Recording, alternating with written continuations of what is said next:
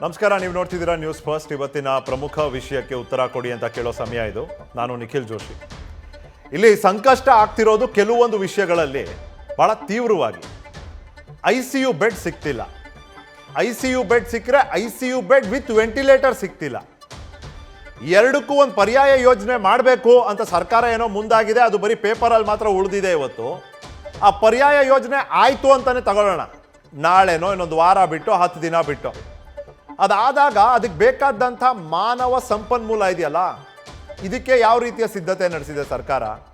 ಇಷ್ಟೆಲ್ಲ ಒಂದು ಮುಂದಾಲೋಚನೆ ಇಲ್ಲದೆ, ಪರಿಸ್ಥಿತಿಯ ಬಗ್ಗೆ ಒಂದು ಸ್ಪಷ್ಟ ಮಾಹಿತಿನೂ ಪಡ್ಕೊಳ್ದೇನೆ ಆಗ್ತಿರೋದನ್ನ ಒಂದು ಕಡೆ ನೋಡಿ ಮತ್ತೊಂದು ಕಡೆ ಇನ್ನೊಂದೇ ಮಾತಾಡ್ತಿರೋ ಈ ಸರ್ಕಾರಕ್ಕೆ ನಿಜವಾಗ್ಲೂ ಏನು ಹೇಳಬೇಕು? ICU ಬೇಕಾಗಿರೋದು ಇವತ್ತು ಸರ್ಕಾರಕ್ಕೇನೆ. ಯಾಕಂದರೆ ICUನಲ್ಲೇ ಇದೆ ಸರ್ಕಾರ. ಅದೇ ಇವತ್ತಿನ ಚರ್ಚೆಯ ವಿಷಯ. ಇಷ್ಟೆಲ್ಲ ಕೊರತೆ ಇದೆ ಗೊತ್ತಿದ್ದು ಕೂಡ ಸರ್ಕಾರ ಇದಕ್ಕೆ ಬೇಕಾದಂಥ ಕ್ರಮಗಳನ್ನ ತಗೋತಾ ಇದೆಯಾ? ತಗೋತಾ ಇದ್ರೆ ಅದು ಪರಿಣಾಮಕಾರಿಯಾಗಿ ನಮ್ಮ ಮುಂದೆ ಕಾಣೋದು ಯಾವಾಗ? ಅದರ ಒಂದು ಉಪಯೋಗ ಸಹಾಯವನ್ನು ಜನರು ಪಡ್ಕೊಳ್ಳೋದು ಯಾವಾಗ? ಇಷ್ಟಲ್ದೇ ಒಂದಷ್ಟು ಪ್ರಶ್ನೆಗಳಿದೆ ಈ ಚರ್ಚೆಯ ವಿಷಯದಲ್ಲಿ. ಗಂಭೀರ ಪ್ರಕರಣಗಳಲ್ಲಿ ICU ಪರದಾಟ ತಪ್ಪೋದು ಯಾವಾಗ? ಕಾರಲ್ಲಿ ಕೂತ್ಕೊಂಡು ಜನ ಹಾಸ್ಪಿಟ್ಲ್ ಆಚೆ ಕಾರಲ್ಲೇ ಕೂರಿಸ್ಕೊಂಡು ಅವ್ರ ಮನೆಯವ್ರನ್ನ, ಸೋಂಕಿತರಾಗಿರ್ತಾರೆ, ಕಾರಲ್ಲಿ ಕೂರಿಸ್ಕೊಂಡು ರಾತ್ರಿ ಎಲ್ಲ ಕಾಯ್ತಿದ್ದಾರೆ ICU ಬೆಡ್ ಸಿಗ್ಬೋದೇನೋ ಅಂತ. ಅಂಕಿಅಂಶಗಳ ಜೊತೆಗೆ ನಾನು ನಿಮಗೆ ತೋರಿಸ್ತೀನಿ. ಇವತ್ತು ರಾಜ್ಯದಲ್ಲೇ ಗಂಭೀರ ಪರಿಸ್ಥಿತಿ, ಅದರಲ್ಲೂ ರಾಜಧಾನಿಯಲ್ಲಿ ಹದಗೆಟ್ಟೋಗಿದೆ ಪರಿಸ್ಥಿತಿ. ಅದು ಯಾಕೆ ಅಂತ ಅಂಕಿಅಂಶಗಳ ಮೂಲಕ ನಿಮಗೆ ತೋರಿಸ್ತೀನಿ. ಇನ್ನು ಪರ್ಯಾಯ ಯೋಜನೆ ರಚಿಸಲು ಸರ್ಕಾರಕ್ಕೆ ಇನ್ನು ಎಷ್ಟು ಟೈಮ್ ಬೇಕು? ಮೇಕ್ ಶಿಫ್ಟ್ ಅಂತೆ, ಕೇರ್ ಸೆಂಟರು, ಅಲ್ಲಿ ಆಕ್ಸಿಜನೇಟೆಡ್ ಬೆಡ್ಸ್ ಅಂತೆ ಎಲ್ಲ ಬರೀ ಹೇಳ್ತಾ ಇದ್ದಾರೆ. ಇನ್ನೆಲ್ಲೂ ಕಾಣ್ತಾ ಇಲ್ಲ. ಇದು ಬರೀ ಘೋಷಣೆ, ಆಶ್ವಾಸನೆ ಉಳಿದೋಯ್ತಾ ಇದು ಅಂತ. ಇನ್ನು ಬೆಡ್ ಮತ್ತು ಯಂತ್ರಗಳ ಜೊತೆ ಮಾನವ ಸಂಪನ್ಮೂಲದ ತಯಾರಿ ಹೇಗಿದೆ? ಸುಮ್ಮನೆ ಒಂದು ಹಾಸಿಗೆ ತಂದು ಮೆಷಿನ್ ಇಟ್ಟು ಅದ್ರ ಪಕ್ಕ ಕರ್ಕೊಂಬಂದಲ್ಲಿ ಸೋಂಕಿತರನ್ನ ಮಲಗಿಸ್ಬಿಟ್ರೆ ಅದಾಗದೆ ಚಿಕಿತ್ಸೆ ಕೊಡಲ್ಲ. ಅದಕ್ಕೆ ಬೇಕಲ್ಲ ಕೌಶಲ್ಯ ಇರುವಂಥ ಮಾನವ ಸಂಪನ್ಮೂಲ. ಇದನ್ನ ಹೇಗೆ ತಯಾರು ಮಾಡುತ್ತೆ? ಈಗಾಗಲೇ ಹಿರಿಯ ವೈದ್ಯರು ರಾಜ್ಯದಲ್ಲಿ ತಮ್ಮದೇ ಆದ ಪ್ರತಿಷ್ಠೆ ಹೊಂದಿರುವಂಥವ್ರು ಹೇಳ್ತಿದ್ದಾರೆ, ಮುಂದಿನ ದಿನಗಳಲ್ಲಿ ಮಾನವ ಸಂಪನ್ಮೂಲದ ಕೊರತೆಯಿಂದಾನೇ ಪ್ರಾಣಗಳು ಹೋಗುತ್ತೆ, ಎಚ್ಚೆತ್ಕೋಬೇಕು ಸರ್ಕಾರ ಅಂತ. ಏನು ಮಾಡ್ತಿದ್ದೀರಿ ಗೊತ್ತಿಲ್ಲ. ಅದಕ್ಕೆ ಹೇಳಿದ್ದು ICUನಲ್ಲಿ ಸರ್ಕಾರ. ಇನ್ನು ಆಸ್ಪತ್ರೆಗಳ ಮೇಲೆ ಪ್ರಭಾವ ಬೀರುತ್ತಿರೋದ್ರಿಂದ ಕೊರತೆ ಸೃಷ್ಟಿಯಾಗಿದೆಯಾ? ಈಗಾಗಲೇ ಇಲ್ಲೂ ನ್ಯೂಸ್ ಫಸ್ಟಲ್ಲೂ ಕೂಡ ಬಂದಂಥ ತಾಂತ್ರಿಕ ಸಲಹಾ ಸಮಿತಿ, ಕೋವಿಡ್ ಟಾಸ್ಕ್ ಫೋರ್ಸ್ ಸದಸ್ಯರು ಅವರೆಲ್ಲ ಹೇಳೋದೇನು? ಬಂದವರೆಲ್ಲ ICUಗೆ ಹೋಗಲ್ಲ, ICUಗೆ ಹೋದವ್ರಿಗೆಲ್ಲ ವೆಂಟಿಲೇಟರ್ ಬೇಕಾಗೋದಿಲ್ಲ. ಇದನ್ನು ಸಾಕಷ್ಟು ಬಾರಿ ಹೇಳಿದ್ದಾರೆ. ಅಂದರೂ ಪಾಪ ತಮ್ಮ ಮನೆಯವರು, ಅವ್ರ ಕುಟುಂಬದವರು ಒಂದು ಸ್ವಲ್ಪ ಸೀರಿಯಸ್ ಇದ್ದಾರೆ ಅಂದ ತಕ್ಷಣ ಮನೆಯವರು ಅವ್ರಿಗೆ ಇದ್ದಂಥ ಎಲ್ಲ ಪ್ರಭಾವವನ್ನು ಬಳಸಿ ಅವ್ರನ್ನ ತಕ್ಷಣಕ್ಕೆ ಆ ತೀವ್ರ ನಿಗಾ ಘಟಕಕ್ಕೆ ವರ್ಗಾವಣೆ ಮಾಡುವಂಥ ಎಲ್ಲ ಪ್ರಯತ್ನಗಳನ್ನು ಮಾಡ್ತಾರೆ. ಹೀಗೆ ಮಾಡ್ತಿರೋದ್ರಿಂದ ನಿಜವಾಗ್ಲೂ ಅವಶ್ಯಕತೆ ಇರೋರಿಗೆ ತಪ್ಪೋಗ್ತಿದೆ ಅವಕಾಶ. ಇದರಿಂದ ಕೊರತೆ ಸೃಷ್ಟಿಯಾಗಿದೆಯಾ ಅಂತ ಕೂಡ ಪ್ರಶ್ನೆ. ಅಂದರೆ ಜನರಿಗೆ ಸಮಸ್ಯೆ. ಇನ್ನು ಯಾವ ರೀತಿಯ ಪ್ರಕರಣಗಳಲ್ಲಿ ICU ಬೆಡ್ ನೀಡಲು ಅವಕಾಶ ಇದೆ? ಭಾಳ ಕ್ಲಿಯರ್ ಮಾರ್ಗಸೂಚಿ ಲಾಸ್ಟ್ ಟೈಮು ಮೊದಲನೇ ಅಲೆ ಅಂತ ಏನಿತ್ತು ಆ ಟೈಮಲ್ಲೇ ಘೋಷಣೆ ಮಾಡಿದೆ ಸರ್ಕಾರ. ಈಗಾಗಲೇ ಅದನ್ನು ಜಾರಿ ಕೂಡ ಮಾಡಿದೆ. ಬಟ್ ಅದು ಅನ್ವಯ ಆಗಿದ್ರೂ ಕೂಡ ಅನುಸರಣೆ ಯಾವ ರೀತಿ ಇದೆ? ಫಾಲೋ ಮಾಡ್ತಿದ್ದಾರಾ ಆಸ್ಪತ್ರೆಗಳು? ಮತ್ತು ಆಸ್ಪತ್ರೆಗಳಿಗೂ ನಾವು ಬ್ಲೇಮ್ ಮಾಡ್ಲಿಕ್ಕೆ ಆಗೋದಿಲ್ಲ ಭಾಳ ಈಸಿಯಾಗಿ. ಇನ್ ಎನಿ ಕೇಸ್, ಇದ್ರ ಬಗ್ಗೆ ಚರ್ಚೆ ಮಾಡೋದಕ್ಕೆ ICU ತಜ್ಞರು ಇಬ್ಬರು ನನ್ನ ಜೊತೆ ಇರ್ತಾರೆ. Doctor Sunil Karanth, doctor Hemanth. Doctor Sunil Karanth ಅವರು ಮಣಿಪಾಲಿಂದ, ಡಾಕ್ಟರ್ ಹೇಮಂತ್ ಅವರು ನಾರಾಯಣ ಹೃದಯಾಲಯದಿಂದ. ಇಲ್ಲಿ ನನ್ನ ಜೊತೆ ಸ್ಟುಡಿಯೋನಲ್ಲಿ ಡಾಕ್ಟರ್ ಸುನಿಲ್ ಕುಮಾರ್, ತಜ್ಞ ವೈದ್ಯರು. ನಮಸ್ಕಾರ ಡಾಕ್ಟರ್ ಸುನಿಲ್ ಕುಮಾರ್. 3 ಜನಕ್ಕೆ ಸ್ವಾಗತ. ಚರ್ಚೆ ಶುರು ಮಾಡೋದಕ್ಕೂ ಮುಂಚೆ ಬೆಂಗಳೂರಲ್ಲಿ ಇರೋವಂಥ ICU ಲೆಕ್ಕ ನೋಡ್ಬಿಡೋಣ. ಸರ್ಕಾರಿ ಆಸ್ಪತ್ರೆಯಲ್ಲಿ ಒಟ್ಟು ಸೇರಿಸಿ ಬೆಡ್ಗಳು ಇರೋದು 133. ಬಟ್ ಇವತ್ತಿನ ಲಭ್ಯತೆ 0. ಇವತ್ತಿಂದು 1 ಬೆಡ್ಡು ಖಾಲಿ ಇಲ್ಲ ಸರ್ಕಾರಿ ಆಸ್ಪತ್ರೆಗಳಲ್ಲಿ. ಇನ್ನು ಸರ್ಕಾರಿ ಮೆಡಿಕಲ್ ಕಾಲೇಜ್ಗಳಲ್ಲಿ ಒಟ್ಟು ಬೆಡ್ಗಳಿರೋದು 155. ಅದರಲ್ಲೂ 1 ಖಾಲಿ ಇಲ್ಲ. ಇನ್ನು ಖಾಸಗಿ ಆಸ್ಪತ್ರೆಗಳ ಪೈಕಿ ಒಟ್ಟು ಇರೋದು 149. ಅದರಲ್ಲಿ 46 ಬಾಕಿ ಇದೆ ಅಂತ ಹೇಳ್ತಾರೆ. ಇದು ಸರ್ಕಾರಿ ಕೋಟಾ ನಾನು ಹೇಳ್ತಿರೋದು. ಖಾಸಗಿ ಆಸ್ಪತ್ರೆಯಲ್ಲೂ ಸರ್ಕಾರಿ ಕೋಟಾ ಅಂತ ಒಂದಿದೆ, ಅದು ಖಾಸಗಿ ಕೋಟಾ ಅಂತಿದೆ. ನಿಮಗೆ ಗೊತ್ತಿರೋ ಹಾಗೆ 50% ಮೀಸಲಿಡಬೇಕು ಅಂತಾಗಿದೆ. ಅದು across all categories of beds and wards. ಅದು ಜನರಲ್ ವಾರ್ಡ್ ಆಗಿರಲಿ, ಶೇರಿಂಗ್ ವಾರ್ಡ್ ಆಗಿರಲಿ, ಪ್ರೈವೇಟ್ ವಾರ್ಡ್ ಆಗಿರಲಿ, ICU ಆಗಿರಲಿ, ಎಲ್ಲದರಲ್ಲೂ 50% ಇಡಬೇಕು. ಅದನ್ನು 75ಕ್ಕೂ ಏರಿಸಿದ್ದಾರೆ.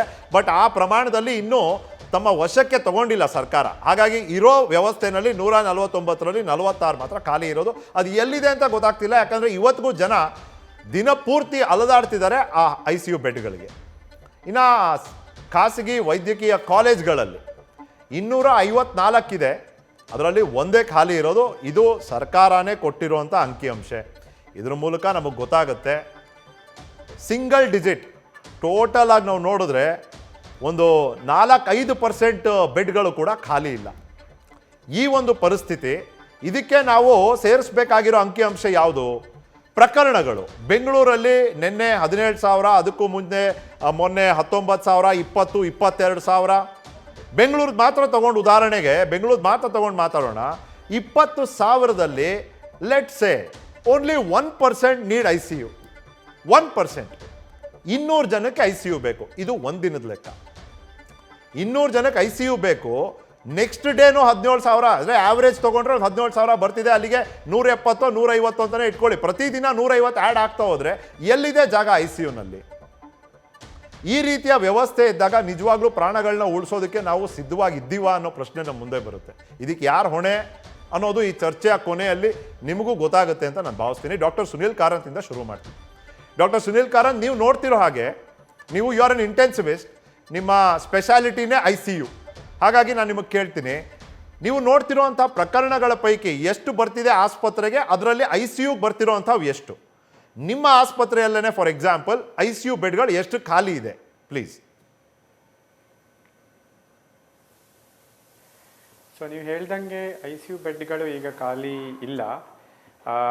ಇನ್ಫ್ಯಾಕ್ಟ್ ನಮ್ಮಲ್ಲಿನೇ ಪ್ರತಿಯೊಂದು ಆಸ್ಪತ್ರೆಯಲ್ಲಿ ತಗೊಂಡ್ರೆ ಆ್ಯಾವ್ರೇಜ್ ಆಗಿ 15ರಿಂದ 20 ಕನಿಷ್ಠ ಪಕ್ಷ ವೆಯ್ಟಿಂಗಲ್ಲಿ ಇರ್ತಾರೆ. So as of now ICU ಬೆಡ್ಡಿನ ಬಹಳಷ್ಟು ಕೊರತೆಗಳಿದೆ. ಇನ್ ಸ್ಪೈಟ್ ಆಫ್ ನಮ್ಮದು ಕೆಪಾಸಿಟಿ ಎಕ್ಸ್ಪ್ಯಾಂಡ್ ಮಾಡಿ ನಮ್ಮ ನಾರ್ಮಲ್ ICU ಬೆಡ್ಗಳಿಗಿಂತಲೂ ನಾವು 20% ಬೆಡ್ ಇನ್ಕ್ರೀಸ್ ಮಾಡಿದರೂ ಕೂಡ, ಆ್ಯಂಡ್ ಇದು ಎಲ್ಲ ಆಸ್ಪತ್ರೆಗಳು ಅವರ ಕೆಪಾಸಿಟಿಯನ್ನು ಇನ್ಕ್ರೀಸ್ ಮಾಡಿಕೊಂಡಿದ್ದಾರೆ ಬೆಡ್ಡಿನ ಲೆಕ್ಕದಲ್ಲಿ.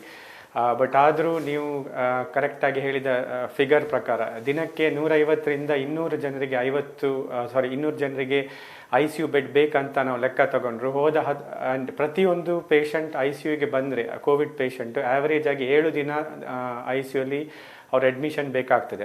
ಒಂದೊಂದು ಆ್ಯಾವ್ರೇಜ್ ಲೆಕ್ಕ, ಕೆಲವರು ಕಮ್ಮಿ ಇರ್ಬೋದು, ಕೆಲವರು ಸ್ವಲ್ಪ ಜಾಸ್ತಿ ಇರ್ಬೋದು. ಸೊ ಅಂತರದಲ್ಲಿ ಈಗ ಈ 2ನೇ ವೇವ್ ಅಂತ ನಾವು ಏನು ಹೇಳ್ತೀವಿ, ಈ ಪ್ಯಾಂಡಮಿಕ್ ಇದು 2ನೇ ವೇವ್ ಹೋದ ಒಂದು 10ರಿಂದ 15 ದಿನ ಕನಿಷ್ಠ ಪಕ್ಷದಲ್ಲಿ ಇನ್ಕ್ರೀಸ್ ಆಗ್ತಾ ಇದೆ ಅಂತ ತಗೊಂಡ್ರು 200 ಇಂಟು 10 ಅಂತ ತಗೊಂಡ್ರು 2,000ರಿಂದ 3,000 ಪೇಷಂಟ್ಗಳಿಗೆ ಈಗ ಇಷ್ಟರವರೆಗೆ ICUವಿನ ಅವಶ್ಯಕತೆ ಬಿದ್ದಿರ್ತದೆ. ಅದರಲ್ಲಿ ನಮ್ಮ ಎಷ್ಟು ನಾವು ಕೆಪಾಸಿಟಿ ಬಿಲ್ಡಿಂಗ್ ಮಾಡಿದ್ರೂ ನಮ್ಮದು, ನಾನು ಬ್ಯಾಂಗ್ಳೂರಿದ್ದು ತಗೊಂಡ್ರು ನೀವು ಒಂದು 500 to 700 ಬೆಡ್ಸ್ ಹೆಚ್ಚಿನ ಪಕ್ಷದಲ್ಲಿ ನಾವು ICU ಬೆಡ್ಸ್ ಇರ್ಬೋದು. ತುಂಬ ಎಕ್ಸ್ಟ್ರಾಪೊಲೇಟ್ ಮಾಡಿ ತುಂಬ ಎಡಿಷನ್ ತಗೊಂಡ್ರು ಒಂದು 1000 ಅಂತ ತಗೊಂಡ್ರು it is still very short of the required number.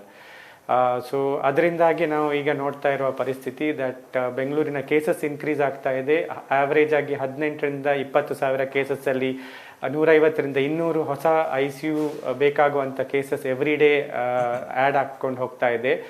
ಈ ಲೆಕ್ಕ ತಗೊಳ್ತಾ ಹೋದರೆ ಆ್ಯಾವ್ರೇಜ್ ಇಲ್ಲಿ 7ರಿಂದ 10 ದಿನ ಪೇಷಂಟ್ ICUಲಿದ್ದರೆ ನೀವು ಲೆಕ್ಕ ಹಾಕ್ಬೋದು ಎಲ್ಲಿವರೆಗೆ ಕೊರತೆ ಬರ್ತಾ ಇದೆ ನಮಗೆ ಅಂತ. ರೈಟ್. ಅಂದರೆ ಒಂದು ಆವ್ರೇಜ್ ಸ್ಟೇ, ಡಾಕ್ಟರ್ ಹೇಮಂತ್ ಬಹುಶಃ ಅದಕ್ಕೆ ಆ್ಯಡ್ ಮಾಡ್ಬೋದು. ನೀವು ನೋಡ್ತಿದ್ದೀರಿ, ನಾನಿವತ್ತು ನನ್ನ ಸ್ನೇಹಿತರೊಬ್ಬರ ಹತ್ರ ಮಾತಾಡ್ತಿದ್ದೆ, ನಾರಾಯಣನಲ್ಲೇ ಕೆಲಸ ಮಾಡ್ತಾರೋರು. 500ಕ್ಕೂ ಹೆಚ್ಚು ಸೋಂಕಿತರನ್ನ ನೀವೇ ಟ್ರೀಟ್ ಮಾಡ್ತಿದ್ದೀರಿ ನಾರಾಯಣನಲ್ಲಿ. ಸೊ ಅದರಲ್ಲಿ ICUನಲ್ಲಿ ಎಷ್ಟು ಜನ ಇದ್ದಾರೆ ಅನ್ನೋ ಐಡಿಯಾ ನಿಮಗೂ ಇರುತ್ತೆ. ಮತ್ತು ಒಂದು ಆವ್ರೇಜ್ ICU ಸ್ಟೇ ಎಷ್ಟು ಸಮಯವನ್ನು ಕಳೀತಿದ್ದಾರೆ, ಚೇತರಿಕೆ ಅಥವಾ ವಿಪರೀತದ ಒಂದು ಪರಿಣಾಮ ಅದು ನಾನು ಹೇಳೋದಿಲ್ಲ. ಆವ್ರೇಜ್ ಸ್ಟೇ ICUನಲ್ಲಿ ಎಷ್ಟಿದೆ ಡಾಕ್ಟರ್ ಹೇಮಂತ್? ಇವಾಗ ಸುಮಾರು ನಮ್ಮ ನಾರಾಯಣ ವಿದ್ಯಾಲಯದಲ್ಲಿ 300 ಕೋವಿಡ್ ಪೇಷಂಟ್ಸ್ಗೆ ನಾವು ಚಿಕಿತ್ಸೆ ಕೊಡ್ತಾ ಇದ್ದೀವಿ.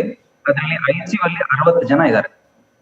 ಸೊ ಇವಾಗ ICUಗೆ ಅಡ್ಮಿಟ್ ಆದ ಪೇಷಂಟ್ಸ್ ಅಂದ್ರೆ ವೆಂಟಿಲೇಟರ್ ಮೇಲೆ ಹೋದ್ರೆ ಪೇಷಂಟ್ಸ್ ಆವರೇಜ್ ಸ್ಟೇ ನಾವೇನ್ ಹೇಳ್ತೀವಿ 2ರಿಂದ 3 ವಾರ ಒಂದು ಪೇಷಂಟ್. ಅಕಸ್ಮಾತ್ ವೆಂಟಿಲೇಟರ್ಗೆ ಹೋಗದಿದ್ರೆ ಅಂದ್ರೆ NIV ಆಗ್ಲಿ ಹೈ ಫ್ಲೋ ಆತರ ಸಿಸ್ಟಮ್ ಅಲ್ಲಿ ಅಂದ್ರೆ ಅತಿ ವೆಂಟಿಲೇಟರ್ಗೆ ಹೋಗುವಂತ ಪರಿಸ್ಥಿತಿ ಇಲ್ಲದಿದ್ದಷ್ಟು ಪೇಷಂಟ್ಸ್ ಅಲ್ಲಿ ಸುಮಾರು ಜನ ಒಂದು 7ರಿಂದ 10 ದಿವಸದಲ್ಲಿ ಹುಷಾರಾಗ್ತಾರೆ. ಬಟ್ ವಯಸ್ಸಾದವರು, ಜೊತೆಗೆ ಕಿಡ್ನಿ ಪ್ರಾಬ್ಲಮ್ ಇರೋರು, ಹಾರ್ಟ್ ಪ್ರಾಬ್ಲಮ್ ಇರೋರು, ಇಂಥವರೆಲ್ಲ ಐಸಿಯುಗೆ ಅಡ್ಮಿಟ್ ಆಗ್ಬಿಟ್ರೆ ಅದು ಒಂದೊಂದ್ಸರಿ ಲೆಕ್ಕಾಚಾರಕ್ಕೆ ಮೀರಿ ಹೋಗ್ತದೆ. 3 ವಾರ 4 ವಾರ ಎಲ್ಲ they get stuck in the ICU. ಆದ್ರಿಂದ ನೆಕ್ಸ್ಟ್ ಬರುವಂತ ಪೇಷಂಟ್ಸ್ ಗಳನ್ನ ತಗೊಳ್ಳಿಕ್ಕೆ ತುಂಬಾ ಕಷ್ಟ ಆಗ್ತದೆ. Okay okay doctor Sunil Karanth, ಒಂದು ICU ಅಂದರೆ ಯಾಕೆ ಇದು ಅಷ್ಟು ಮುಖ್ಯ? ಈ ಒಂದು ಪರಿಸ್ಥಿತಿನಲ್ಲಿ ಒಂದು ಪ್ರಮುಖ ಅಂಶ ಆಗೋಗಿದೆ. ಚೇತರಿಕೆ ಅಂದರೆ ICU ಅನ್ನೋ ರೀತಿಯಲ್ಲಿ ಜನರ ಮನಸ್ಸಲ್ಲಿ ಮೂಡ್ಬಿಟ್ಟಿದೆ ಅಭಿಪ್ರಾಯ. ನನಗೆ ಅಷ್ಟು ಅವಶ್ಯಕತೆ ಇಲ್ಲದೇ ಇದ್ರೂ ಕೂಡ ಕೆಲವರು ಕೇಳಿ ಬೇಡಿ ಆಸ್ಪತ್ರೆ ಮೇಲೆ ಪ್ರಭಾವ ಬೀರಿ ICUಗೆ ಶಿಫ್ಟ್ ಆಗ್ತಿದ್ದಾರೆ. ಅದಕ್ಕೆ ಅವ್ರವ್ರದ್ದೇ ಕಾರಣಗಳು. ಕೆಲವ್ರು ಹೇಳ್ತಾರೆ ನಮಗೆ ಪ್ರೈವೇಟ್ ವಾರ್ಡ್ ಸಿಗಲಿಲ್ಲ, ಜನರಲ್ ವಾರ್ಡಲ್ಲಿದ್ದರೆ ಕ್ರಾಸ್ ಇನ್ಫೆಕ್ಷನ್ ಆಗೋಗುತ್ತೆ ಅಂತ ನಮಗೆ ಭಯ, ಹಂಗಾಗಿ ಬೆಸ್ಟ್ ಅಪ್ಪ ನಾವು ICUನಲ್ಲಿ ಇದ್ಬಿಡ್ತೀವಿ ಅಂತ. ಬಟ್ ಅವ್ರಿಗೆ ಅವಶ್ಯಕತೆನೇ ಇಲ್ಲ. ನಿಜವಾಗ್ಲೂ ಅವಶ್ಯಕತೆ ಇರೋರ ಅವಕಾಶನ ಅವ್ರು ಕಿತ್ಕೊಂಡ್ಬಿಟ್ರಲ್ಲ. ಈ ಥರದ ಪ್ರಕರಣಗಳು ಆಗ್ತಿರ್ಬೋದು, ನಿಮ್ಮ ಸುತ್ತಮುತ್ತ ಕೂಡ ನೀವು ಗಮನಿಸಿರ್ಬೋದು. ಬಟ್ ನಾನು ಕೇಳ್ತಿರೋದು ICUನಲ್ಲಿ ಏನೇನು ಫೆಸಿಲಿಟಿ ಇರುತ್ತೆ? ಓಕೆ, ಸೊ ICUಲಿ ನಾವು ಬ್ರಾಡ್ಲಿ 2 ಕ್ಯಾಟಗರಿಗೆ ತಗೊಳ್ಬೋದು. ಒಂದು ಹೈ ಡಿಪೆಂಡೆನ್ಸಿ ವಾರ್ಡ್ ಅಂತ ಡಾಕ್ಟರ್ ಹೇಮಂತ್ ಅವರು ಈಗಾಗಲೇ ಹೇಳಿದ ಹಾಗೆ ಹೈ ಫ್ಲೋ ಅಥವಾ ನಾನ್ ಇನ್ವೇಸಿವ್ ವೆಂಟಿಲೇಟರ್ ಅಂತ, ಅದು ಹೈ ಎಂಡ್ ICU ಅವಶ್ಯಕತೆ ಇಲ್ಲ. ಅವರಿಗೆ ಹೈ ಡಿಪೆಂಡೆನ್ಸಿ ವಾರ್ಡ್ ಅಥವಾ ಸಣ್ಣ ಪ್ರಮಾಣದ ICU ಅಲ್ಲಿ ಅವರನ್ನು ಮ್ಯಾನೇಜ್ ಮಾಡಲಿಕ್ಕೆ ಆಗ್ತದೆ. ಅದೇ ಪೇಷಂಟಿಗೆ ವೆಂಟಿಲೇಟರ್ ಬೇಕಾಯಿತು ಅಥವಾ ಬೇರೆ ಅಂಗಗಳ ಪ್ರಾಬ್ಲಮ್, ಇದಕ್ಕೆ ನಾವು ಮಲ್ಟಿ ಸಿಸ್ಟಮ್ ಆರ್ಗನ್ ಫೇಲಿಯರ್ ಅಂತ ಹೇಳ್ತೀವಿ, ಅಂತ ಈ ಇನ್ಫೆಕ್ಷನಿನ ಪರಿಣಾಮದಿಂದ ಅವರಿಗೆ ಹಾರ್ಟು, BP ಸಪೋರ್ಟು, ಕಿಡ್ನಿಗೆ ಸಪೋರ್ಟ್ ಅಂದರೆ ಡಯಾಲಿಸಿಸ್ ಇತ್ಯಾದಿಗಳ ಹಲವಾರು ಅಂಗಗಳ ಸಪೋರ್ಟ್ ಬೇಕಾದಾಗ ಅವರಿಗೆ ICUವಿನ ಅವಶ್ಯಕತೆ ಬೀಳ್ತದೆ. ಸೊ ಈ ಥರದಲ್ಲಿ ಇರುವಾಗ ನಾವು ICUವನ್ನು 2 ಕ್ಯಾಟಗರೈಸ್ ಮಾಡಿ ಪೇಷಂಟ್ಸಿಗೆ ICU ಬೇರೆ ಬೇರೆ ಅವರ ಅವಶ್ಯಕತೆಗೆ, ನೀಡ್ಸಿಗೆ ಬೇಕಾದಂಥ ICUಗೆ ಅವ್ರನ್ನ ಕಳಿಸಿ ಅವರನ್ನು ಮ್ಯಾನೇಜ್ ಮಾಡಿದರೆ ಇದರಲ್ಲಿ ನಮಗೆ efficiency of managing the people ಮತ್ತು ಸ್ಪೇಸ್ ಮತ್ತು ಬೆಡ್ ಆಕ್ಯುಪೆನ್ಸಿಗೂ ಹೆಲ್ಪ್ ಆಗ್ತದೆ. ಈಗ ICU ಅಲ್ಲಿ ಯಾಕಪ್ಪ ICU ಬೇಕು ಅಂತ ನೀವು ಕೇಳ್ತೀರ ಪ್ರಶ್ನೆ. ಡೆಫಿನೆಟ್ ಆಗಿ ನೀವು ಹೇಳಿದ ಹಾಗೆ ಜನರ ಭಯ, ಜನರ ಭೀತಿ, ಜನರಿಗೆ ನಾನು ICU ಅಲ್ಲಿದ್ದರೆ ಮಾತ್ರ ಬದುಕುವುದು, ಈ ಥರ ಒಂದು ಪ್ಯಾನಿಕ್ ಸಿಸ್ಟಮ್ ಇದೆ ಈಗ ಇಡೀ ಸೊಸೈಟಿಯಲ್ಲಿ ಹರಡ್ತಾ ಇದೆ. ಸೊ ಅದನ್ನು ನಾವು ಬೇರೆ ಥರದಲ್ಲಿ ಅಡ್ರೆಸ್ ಮಾಡಬೇಕು. ಜನರನ್ನು ಎಜುಕೇಟ್ ಮಾಡೋದಾಗಲಿ, ಜನರಿಗೆ ಬೇಕಾದಂಥ ಅದರ ಬಗ್ಗೆ ಜ್ಞಾನವನ್ನು ಕೊಡುವುದಾಗಲಿ, ಇದು ಬಹಳ ಮುಖ್ಯ. ಹಾಗಾಗಿ ನಾವು ಆಗಲೇ ಹೇಳಿದ ಹಾಗೆ ICU ಬೇಕಾಗುವುದು ಕನಿಷ್ಠ 1 ಅಥವಾ 2% ಮಾತ್ರ. ಬಟ್ ಇಷ್ಟು ಪ್ರಮಾಣದಲ್ಲಿ ಇನ್ಫೆಕ್ಷನ್ಗಳಿರುವಾಗ ಆ 2% ದಿನಕ್ಕೆ 150ರಿಂದ 200 ಕೇಸಿಗೆ ಹರಡ್ತದೆ. ಸೊ ಇದು ಹೀಗೆ ಕ್ಯುಮುಲೇಟಿವ್ ಆಗಿ ಹೋಗುವಾಗ ನಾನು ಕನ್ಸರ್ವೇಟಿವ್ ಎಸ್ಟಿಮೇಟ್ಸ್ ತಗೊಂಡು 7 to 10 days ಅಂತ ಹೇಳಿದ್ದೇನೆ. ಬಟ್ ಡಾಕ್ಟರ್ ಹೇಮಂತ್ ಹೇಳಿದಾಗೆ ಕೆಲವರು 2 ವಾರ 4 ವಾರವರೆಗೂ ಹೋಗ್ಬೋದು. So let's take at 7 to 10 days average ಅಂತ ತಗೊಂಡ್ರು ಈ ಕ್ಯುಮುಲೇಟಿವ್ ಎಫೆಕ್ಟಿಂದಾಗಿ ಬ್ಯಾಕ್ಲಾಗ್ ಬಹಳಷ್ಟು ಉಳ್ಕೊಂಡು ಹೋಗ್ತದೆ. ಸೊ ICU ಅಲ್ಲಿ ಮುಖ್ಯವಾಗಿ ನಾವು 2 ಥರದಲ್ಲಿ ಪೇಷಂಟ್ಗಳನ್ನು ಮ್ಯಾನೇಜ್ ಮಾಡ್ತೇವೆ. ಒಂದು ಮಾನಿಟರಿಂಗ್ ಅಂತ ಹೇಳ್ತೇವೆ, ಅಂದರೆ ಯಾರು ಕೋಮಾರ್ಬಿಡಿಟೀಸ್ ಇದೆ, ಅತಿಯಾದ ಏಜ್ ಇದೆ, ಅಥವಾ ಯಾವುದೇ ಕಾರಣಕ್ಕೆ ಅವರಿಗೆ ಹಾರ್ಟ್ ರೇಟು, ಸ್ಯಾಚುರೇಷನ್ ಆಗಲಿ, ಬ್ಲಡ್ ಪ್ರೆಷರ್ ಆಗಲಿ ಕ್ಲೋಸ್ ಮಾನಿಟರಿಂಗ್ ಬೇಕಾಗ್ತದೆ. ಅವರು ವರ್ಸನ್ ಆಗುವ ಅಥವಾ ಅವರ ಕಂಡೀಷನ್ ತಗ್ಗುವ ರಿಸ್ಕ್ ಜಾಸ್ತಿ ಇರುವವರನ್ನು ನಾವು ಹೈ ಡಿಪೆಂಡೆನ್ಸಿ ಅಥವಾ ಈ ಥರ ಮಾನಿಟರಿಂಗ್ ಏರಿಯಾದಲ್ಲಿ ಇಟ್ಕೊಳ್ಬೇಕಾಗ್ತದೆ. ಅದೇ ಅವರ ಕಂಡೀಷನ್ ಬಹಳಷ್ಟು ಡಿಟ್ಯೂರೇಟ್ ಆದ ಮೇಲೆ, ಬಹಳಷ್ಟು ಹಿಂಜರಿದ ಮೇಲೆ, ಆಗಿನ ಪರಿಸ್ಥಿತಿಯಲ್ಲಿ ಹಲವಾರು ಅಂಗಗಳ ಸಪೋರ್ಟ್ ಬೇಕಾದಾಗ ಅವರಿಗೆ ಮಾನಿಟರಿಂಗ್ ಜೊತೆಗೆ ವೆಂಟಿಲೇಟರ್ ಸಹಾಯ, ಡಯಾಲಿಸಿಸ್ ಸಹಾಯ ಅಥವಾ BP ಬೇಕಾದಂಥ ಸಪೋರ್ಟ್ಗಳು, ಅದಕ್ಕೆ ನಾವು ಐನೋಟ್ರೋಪ್ಸ್ ಅಂತ ಹೇಳ್ತೇವೆ, ಕಾನ್ಸ್ಟೆಂಟ್ ಆಗಿ BP ಮೇಂಟೈನ್ ಮಾಡಲಿಕ್ಕೆ ಬೇಕಾದಂಥ 2 ಅಥವಾ 3 ಔಷಧಿಗಳು ಮತ್ತು ಇದಕ್ಕೆ ತಕ್ಕಂತೆ ಬೇಕಾದ ಮಾನಿಟರಿಂಗ್ಗಳು, ಕಂಟಿನ್ಯೂಸ್ ಬ್ಲಡ್ ಪ್ರೆಷರ್ ಮಾನಿಟರಿಂಗ್, ಅದನ್ನು ನಾವು ಸ್ಪೆಷಲ್ ಡಿವೈಸಸ್ ಮೂಲಕವಾಗಿ ಹಾಕಿ ಅಥವಾ ಡಯಾಲಿಸಿಸ್, ಈ ಥರದ ಹಲವಾರು ಸಪೋರ್ಟ್ಗಳು ಕೊಡುವಾಗ ಇದಕ್ಕೆ ಹೈ ಎಂಡ್ ICU ಅಂತ ಆಗಿ ಬೇಕಾಗ್ತದೆ. ಸೊ ಈ ಥರದಲ್ಲಿ ನಾವು monitoring plus support, organ support ಅಂತ ಹೇಳ್ತೇವೆ. ಇದೆರಡು ಕಾರಣಗಳಿಗೆ ICUವಿನ ಅವಶ್ಯಕತೆ ಬೇಕಾಗ್ತದೆ ಜನರಿಗೆ. ಓಕೆ ಡಾಕ್ಟರ್ ಸುನಿಲ್ ಕುಮಾರ್, ಒಂದು ಹೈ ಡಿಪೆಂಡೆನ್ಸಿ ಬೆಡ್ಡನ್ನಿ ಅಥವಾ ಒಂದು ICU ಬೆಡ್ಡನ್ನಿ, ಆ ಬೆಡ್ಡನ್ನ ಮ್ಯಾನೇಜ್ ಮಾಡೋದಕ್ಕೆ ಎಷ್ಟು ಜನ ಬೇಕು? Let's say 1 shift 8 hours, 12 hours, 2 ಶಿಫ್ಟ್ಸಲ್ಲಿ 12 hours ಕೆಲಸ ಮಾಡ್ತಾರೆ. ಆ 1 ಶಿಫ್ಟಲ್ಲಿ ಎಷ್ಟು ಜನ ಬೇಕಾಗ್ತಾರೆ? ಕನಿಷ್ಠ ಅಂದ್ರೂ ಒಂದು 6ರಿಂದ 8 ಜನ ಬೇಕಾಗುತ್ತೆ. 6ರಿಂದ 8 ಜನ ಒಂದು ಬೆಡ್ಗೆ, ಅಂದರೆ ಒಬ್ಬ ವ್ಯಕ್ತಿನ ನೋಡಿ. ಟೋಟಲ್ ಒಂದು ICU ಮ್ಯಾನೇಜ್ ಮಾಡಬೇಕಾದ್ರೆ ತುಂಬ ಕೆಲವೊಂದು ಕಾಂಪ್ಲಿಕೇಟೆಡ್ ಕೇಸಸ್ಗಳಿರ್ತವೆ. ಈಗ ಆಲ್ರೆಡಿ ಡಾಕ್ಟರ್ ಸುನಿಲ್ ಕಾರಂತ್ ಹೇಳ್ದಾಗ್ಲೂ ಸಹ ಕೆಲವೊಂದು ಹೇಗೆ ಸೆಗ್ರಿಗೇಟ್ ಮಾಡ್ತಾರೆ ಕೇಸಸ್ಸು, ಕೆಲವು ಕೇಸಸ್ ಸೆಗ್ರಿಗೇಟ್ ಆದಾಗ ಕೆಲವೊಂದು ಇಂಟಿಬ್ಯೂಟ್ ಮಾಡಬೇಕಾದ್ರೂ ಸಹ ಒಂದೊಂದು ಜನ ಹೆಚ್ಚಿಗೆ ಬೇಕಾಗುತ್ತೆ. ಸೊ ಮಿನಿಮಮ್ ಅಂದರೂ ನಮಗೆ 4 ಜನ ನೆಸೆಸಿಟಿ ಇದ್ದೇ ಇರ್ತಾರೆ. ಸೊ ಡಾಕ್ಟರ್ ಹೇಮಂತ್, ನೀವು ಹೇಗೆ ಕೆಲಸ ಮಾಡ್ತಿದ್ದೀರಿ ಅಂದರೆ ಹೌಸ್ ಇಟ್ ಅರೌಂಡ್ ಯು? ಈಗ ಸ್ಟ್ರೆಚ್ ಆಗ್ಬಿಟ್ಟಿದೆ, ಎಲ್ಲರ ಫೆಸಿಲಿಟೀಸು, ಎಲ್ಲರ ಶಕ್ತಿ ಈಗ ಸ್ಟ್ರೆಚ್ ಆಗಿಬಿಟ್ಟಿದೆ. ಆ ರೀತಿಯ ಒಂದು ಪರಿಸ್ಥಿತಿ ನಮ್ಮ ಮುಂದೆ ಇದೆ. ಹಾಗಾಗಿ ನಿಮ್ಮ ಆಸ್ಪತ್ರೆಯಲ್ಲಿ ಯಾವ ರೀತಿ ವ್ಯವಸ್ಥೆ? ಒಂದು ಬೆಡ್ಡಿಗೆ ಒನ್ ಟೀಮ್ ಅಂತಾನ, ಅಥವಾ ICU ಇಡೀ ವಾರ್ಡ್ಗೆನೆ ಒಂದು ಟೀಮ್ ಅಂತಾನ? ಹೇಗೆ, ಎಷ್ಟು ಜನ ಕೆಲಸ ಮಾಡ್ತಾರೆ? ಇಲ್ಲ, ಇವಾಗ ನಮ್ಮಲ್ಲಿ 60 ಬೆಡ್ ICU ಇರೋದ್ರಿಂದ ಮುಂಚೆ ಕೋವಿಡ್ ಬರೋಕ್ಕಿಂತ ಮುಂಚೆ ಒಂದು ದಿವಸದಲ್ಲಿ ನರ್ಸಸ್ 3 ಶಿಫ್ಟ್ ಇರ್ತಿತ್ತು. ಇವಾಗ ಕೋವಿಡ್ ಇರೋ ಕಾರಣ PP ಕಿಟ್ ನಲ್ಲಿ 8 ಅವರ್ಸ್ ಯಾರಿಗೂ ಆಗೋದಿಲ್ಲ. ಆದ್ರಿಂದ ನಾವು 6 ಗಂಟೆಗೆ ಇಳಿಸಿದೀವಿ. 6 ಗಂಟೆಗೆ ಇಳಿಸಿದ್ರೆ ನಾವು 4 ಶಿಫ್ಟ್ ಆಗುತ್ತೆ. ಸೊ ಒಂದು ಆಫ್ ತಗೊಂಡ್ರೆ ಒಂದು ಪೇಷಂಟಿಗೆ 5 ನರ್ಸಸ್ ಬೇಕಾಗ್ತದೆ. ಅಂದ್ರೆ ರಫ್ಲಿ ನಾವ್ ಇವಾಗ 60 ಬೆಡ್ ನಾವು ನಡೆಸ್ಬೇಕಂದ್ರೆ, ಇವಾಗ ಅದ್ರಲ್ಲೂ ನೀವು ಹೇಳಿದಾಗೆ ಮಾನವ ಸಂಪನ್ಮೂಲ ತೊಂದರೆ ಇರೋದ್ರಿಂದ ವೆಂಟಿಲೇಟರ್ ಇರುವ ಪೇಷಂಟ್ಸ್ಗೆ ನಾವು 1:1 ಕೊಡ್ತೀವಿ. ಬೇರೆ NIV ಮೇಲೆ ಹೈ ಫ್ಲೋ ಇರುವ ಪೇಷಂಟ್ಸ್ಗೆ ನಾವು 1 ನರ್ಸಿಗೆ 2 ಪೇಷಂಟ್ ಕೊಟ್ಟು ಹೇಗೋ ಮ್ಯಾನೇಜ್ ಮಾಡ್ತಾ ಇದ್ದೀವಿ. ಯಾಕಂದ್ರೆ ಇರೋ ಪರಿಸ್ಥಿತಿನಲ್ಲಿ ನಾವು ಮ್ಯಾನೇಜ್ ಮಾಡ್ಬೇಕಾಗ್ತದೆ. ಎಕ್ಸಾಕ್ಟ್ಲಿ. ಸೊ ಈ ಒಟ್ಟಾರೆ ನೋಡಿದ್ರೆ ನಮಗೆ ಇವಾಗ ಬೇಕಾಗ್ತಿರೋದು ರಫ್ಲಿ 150 ನರ್ಸಸ್, ಸೊ 18 ಜನ ಡಾಕ್ಟರ್ಸ್, ಒಂದು 12 ಜನ ರೆಸ್ಪಿರೇಟರಿ ಥೆರಪಿಸ್ಟ್. ಇಷ್ಟು ಜನ ದೊಡ್ಡ ಟೀಮ್ ಬೇಕಾಗ್ತದೆ. ರೈಟ್. ಭಾಯಿಸೋದಕ್ಕೆ ನಮಗೆ ಬೇಕಾಗಿರೋದು ಒಂದಷ್ಟು ICU ಬೆಡ್ಗಳು. ಅದು ಆಸ್ಪತ್ರೆನಲ್ಲಂತೂ ಇಲ್ಲ. ಇರೋ ವ್ಯವಸ್ಥೆನ ಕಂಪ್ಲೀಟಾಗಿ ಸ್ಟ್ರೆಚ್ ಮಾಡಾಗೋಯ್ತು. ಹಾಗಾಗಿ ಈಗ ಬೇರೆ ಬೇರೆ ಲೊಕೇಶನ್ಗಳಲ್ಲಿ ಮಾಡಬೇಕು ಅಂತ ಸರ್ಕಾರ ನಿರ್ಧಾರ ಮಾಡಿದೆ. ಇದಕ್ಕೆ ಯಾವ ರೀತಿಯ ಸಿದ್ಧತೆ ಮಾಡ್ಕೋಬೇಕು? ಡಾಕ್ಟರ್ ಸುನೀಲ್ ಕಾರಂತ್, ಒಂದು ಸ್ಪೆಷಲ್ ವಿಂಗ್ ICU ಡಿಪಾರ್ಟ್ಮೆಂಟ್ ಅಥವಾ ಒಂದು ICU ಏರಿಯಾ ಸೆಟಪ್ ಮಾಡಬೇಕು ಅಂದರೆ ಲೆಟ್ಸ್ ಸೇ 50 ಬೆಡ್ಸ್, ಎಷ್ಟು ಜನ ಬೇಕಾಗ್ತಾರೆ? ಇನ್ಫ್ರಾಸ್ಟ್ರಕ್ಚರ್ ಯಾವ ರೀತಿ ಬೇಕು? ವಾತಾವರಣ ಹೇಗಿರಬೇಕು? ಅಂದರೆ ಒಂದು ಓಪನ್ ಏರಿಯಾನಲ್ಲಿ ಮಾಡ್ಬೋದಾ ಇದನ್ನು, ಅಥವಾ ಕ್ಲೋಸ್ಡ್ ಇರಲೇಬೇಕಾ ಇದು? ಮತ್ತು ಜನ ಎಷ್ಟು ಜನ ಬೇಕಾಗ್ತಾರೆ? Let's say for a 50 bed ICU. Okay. So ಈಗ ನಾವು ಇದನ್ನು 2 ದೃಷ್ಟಿಯಲ್ಲಿ ನೋಡಬೇಕಾಗ್ತದೆ. ಒಂದು ಪ್ಯಾಂಡಮಿಕ್ ಸಿಚುವೇಶನಲ್ಲಿ ಯಾವ ಥರ ಮ್ಯಾನೇಜ್ ಮಾಡೋದು, ಅಥವಾ ನಾನ್ ಪ್ಯಾಂಡಮಿಕ್ ಸಿಚುವೇಶನಲ್ಲಿ.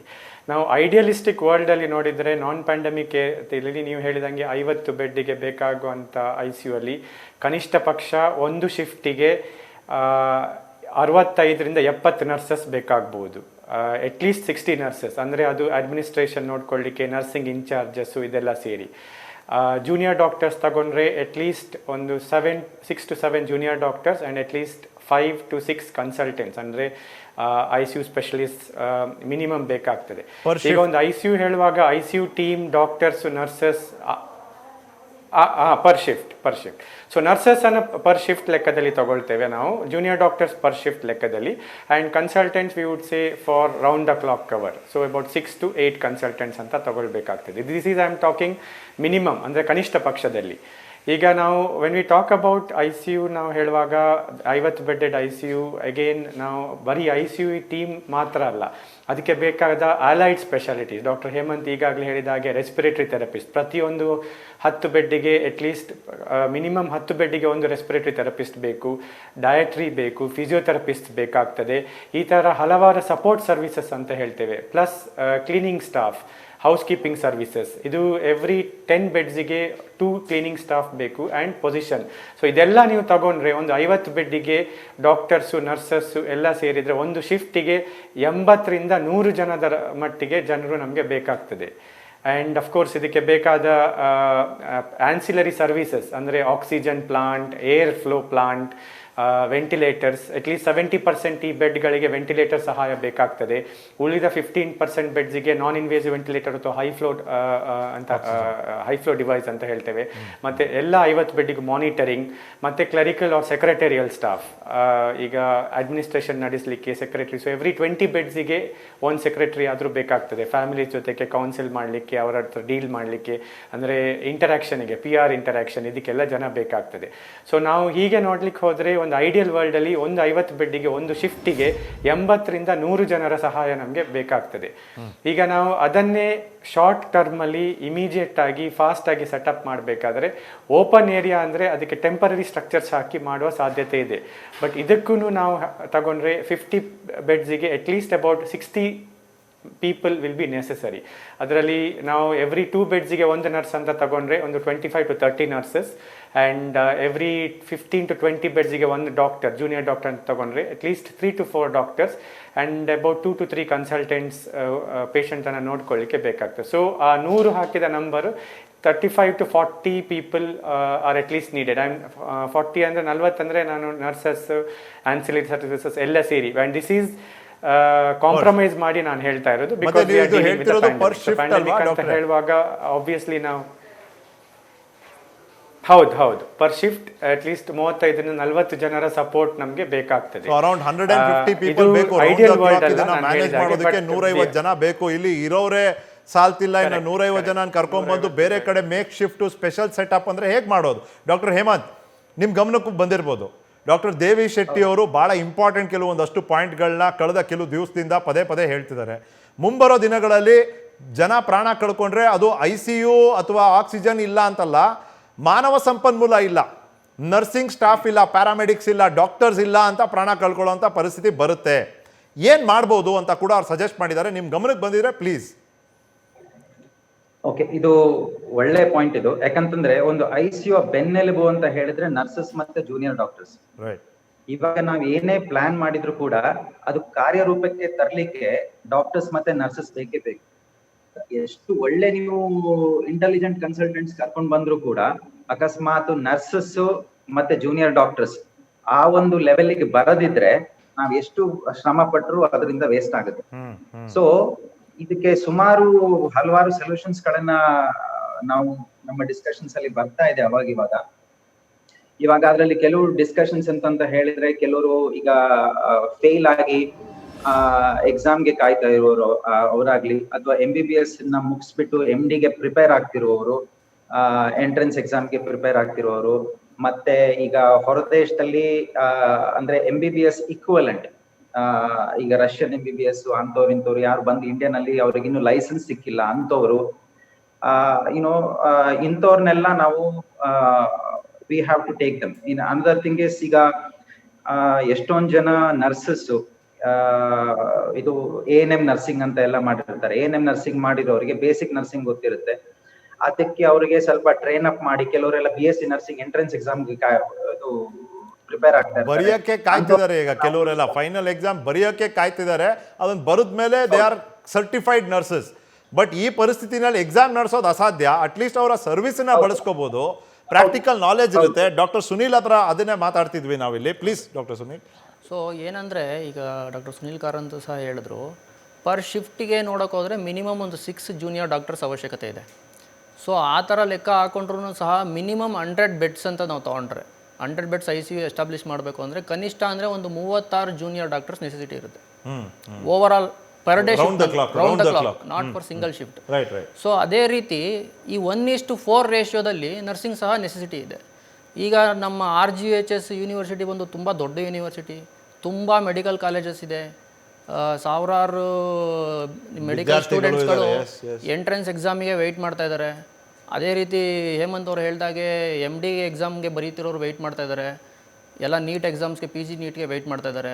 ಈ ಥರನೆಲ್ಲ ನಾವು ಡೆಫಿನೆಟ್ ಆಗಿ ಯುಟಿಲೈಸ್ ಮಾಡ್ಕೋಬೋದು. ಅದರಲ್ಲಿ ನನ್ನ ಸಜೆಷನ್ ಏನಂದರೆ, ಗೌರ್ಮೆಂಟ್ ಕೊಡ್ಬೋದಾ ಡಾಕ್ಟರ್? ಖಂಡಿತ ಮಾಡ್ಬೋದು. ಗೌರ್ಮೆಂಟ್ ಒಂದು ಸ್ಟೆಪ್ ತೊಗೋಬೋದು. ಏನಂದರೆ, ಈಗ ನಾರ್ಮಲ್ ಆಗಿ ರೂರಲ್ ಬಂದು ಇಂಟರ್ನ್ಶಿಪ್ ಮಾಡೋದು ಒಂದು ಇದೆ, ಮ್ಯಾಂಡೇಟ್ರಿ 6 months ಮಾಡಲೇಬೇಕು ಅಂತ. ಸೊ ಅದರಲ್ಲಿ ಯಾರ್ಯಾರು ಇದಕ್ಕೆ ಅಟ್ಲೀಸ್ಟ್ ಒಂದು ಮಿನಿಮಮ್ ಇನ್ಸೆಂಟಿವ್ ತೊಗೊಂಡು ಈ ಕೋವಿಡ್ ಪ್ರೋಗ್ರಾಮಲ್ಲಿ ಯಾರ್ಯಾರು ICU ಅಲ್ಲಿ ಭಾಗಿಯಾಗೋಕ್ಕೆ ರೆಡಿ ಇದ್ದಾರೆ ಅಂಥವ್ರನ್ನ ಅಟ್ಲೀಸ್ಟ್ ನಾವು ಒಂದು ಮಿನಿಮಮ್ ಇನ್ಸೆಂಟಿವ್ ಕೊಟ್ಟು, ಜೊತೆಯಲ್ಲಿ ನಾವು ಗೌರ್ಮೆಂಟಲ್ಲಿ ನಾವು ನಿಮ್ಗೆ ಏನೋ ಒಂದು ಸ್ಥಾನ ಕಲ್ಪಿಸ್ಕೊಡ್ತೀವಿ, ನಿಮಗೆ ಒಂದು ಸೂಕ್ತವಾದ ನಿಮಗೆ ಕೆಲಸ ಕೊಡ್ತೀವಿ ಅಂತ ಏನಾದರೂ ಗೌರ್ಮೆಂಟ್ ಮುಂದೆ ಬಂದರೆ, ಮುಂದಿನ ದಿನಗಳಲ್ಲಿ ಈಗ ನೀವು ನೋಡ್ತಿದ್ದೀರಾ ನಿಖಿಲ್, ನಿಮಗೆ ಗೌರ್ಮೆಂಟ್ ಹಾಸ್ಪಿಟಲಲ್ಲಿ ತುಂಬ ಕೊರತೆ ಇದೆ. ಹೌದು, ಕೊರತೆ ಅಲ್ಲ ಸರ್, ಇಲ್ವೇ ಇಲ್ಲ. ಇನ್ಕ್ಲೂಡಿಂಗ್ ಎಕ್ವಿಪ್ಮೆಂಟ್ಸ್ ಇದ್ರೂ ಸಹ ಯೂಸ್ ಮಾಡೋಕ್ಕೆ ಹ್ಯೂಮನ್ ರಿಸೋರ್ಸ್ ಇಲ್ಲ ಅಷ್ಟಾಗಿ. ಸೊ ನನ್ನ ಸಜೆಷನ್ ಏನಂದರೆ, ಗೌರ್ಮೆಂಟ್ ಸಹ ಇದರಲ್ಲಿ ಇನ್ಸೆಂಟಿವೈಸ್ ಮಾಡಬೇಕು. ಮಿನಿಮಮ್ ಇನ್ಸೆಂಟಿವ್ ಕೊಟ್ಟರೆ ಯಾರು ಖಂಡಿತ ಇಲ್ಲ ಅಂತ ಹೇಳಲ್ಲ. ಎನಿವೇ ಇಂಟರ್ನ್ಶಿಪ್ಪಲ್ಲೂ ಸಹ ಪೇ ಮಾಡ್ತಾರೆ. ಆ ಥರ ಒಂದು ಮಿನಿಮಮ್ ಇನ್ಸೆಂಟಿವ್ಸ್ ಪೇ ಮಾಡಿ ಪ್ಲಸ್ ಅವ್ರಿಗೊಂದು ಅಶ್ಯೂರೆನ್ಸ್ ಕೊಡಬೇಕು. ನಿಮ್ಮದು ರೂರಲ್ ಇಂಟರ್ನ್ಶಿಪ್ ಮಾಡೋದ್ರ ಬದಲು ಇದೇ ಇಲ್ಲಿ ಕವರ್ ಆಗುತ್ತೆ ಅಂತ ನೀವು ಒಂದು 3 ತಿಂಗಳು assurance ಮಾಡಿ ಕೊಟ್ರೆ- ಅಲ್ಲಿಗೆ 6 ತಿಂಗಳು ಈಕ್ವಿವೆಲೆಂಟ್ ಅಂತ ಮಾಡಬೇಕು. 1 ಇಯರ್ ಕಂಪಲ್ಸರಿ ಇದೆ ಅಲ್ವಾ? ಈ ತರ ಇನ್ಸೆಂಟಿವ್ ಕೊಡೋದ್ರಿಂದ ಅವ್ರನ್ನ ಎನ್ಕರೇಜ್ ಮಾಡ್ಬೋದು, ಅವ್ರನ್ನ ಆಕರ್ಷಿಸಬಹುದು. ಹೌದು. ಈ ತರ ರಚನಾತ್ಮಕ ಚಿಂತನೆ ಇರುವಂತ ನೀವೆಲ್ಲ ಇದ್ದೀರಿ ಇಲ್ಲಿ. ನಿಮ್ಮ ಹತ್ರನೂ ಮತ್ತೆ ತಜ್ಞರ ಸಮಿತಿ ಇದೆ, ಇನ್ನೊಂದು ಸಮಿತಿ, ಮತ್ತೊಂದು ಇದೆ. ಸಲಹೆ ಪಡ್ಕೊಂಡು ಮಾಡೋಕ್ಕೆ ಅವಕಾಶ ಅಂತೂ ಇದೆ ಸರ್ಕಾರಕ್ಕೆ. ಮಾಡುತ್ತೋ ಇಲ್ವೋ ನೋಡಬೇಕು. 3 ಜನ ಗಣ್ಯರಿಗೆ ಧನ್ಯವಾದ ನಿಮ್ಮ ಟೈಮಿಗಾಗಿ. Thank you so much. ನಾವು ಬೇಡ ಬೇಡ ಅಂದರೂ ಸರ್ಕಾರ ICUನಲ್ಲಿದೆ. ಅದಕ್ಕೆ ಬೇಕು ಬೇಕು ಅನ್ನೋರಿಗೆ ICU ಬೆಡ್ ಸಿಗ್ತಿಲ್ಲ. ಬೇಕು ಬೇಕು ಅನ್ನೋರ್ಗೆ ICU ಬೆಡ್ ಸಿಗಬೇಕು ಅಂದರೆ ಸರ್ಕಾರ ICUಯಿಂದ ಹೊರಗೆ ಬರಬೇಕು. ಅದು ಯಾವಾಗ ಆಗುತ್ತೆ ಅಂತ ನೋಡೋಣ. ನೀವು ನೋಡ್ತೀರಿ ನ್ಯೂಸ್ ಫಸ್ಟ್, ಪ್ರತಿಕ್ಷಣ ನಿಮ್ಮೊಂದಿಗೆ. ನ್ಯೂಸ್ ಫಸ್ಟ್ ಪ್ರತಿಕ್ಷಣ ನಿಮ್ಮೊಂದಿಗೆ.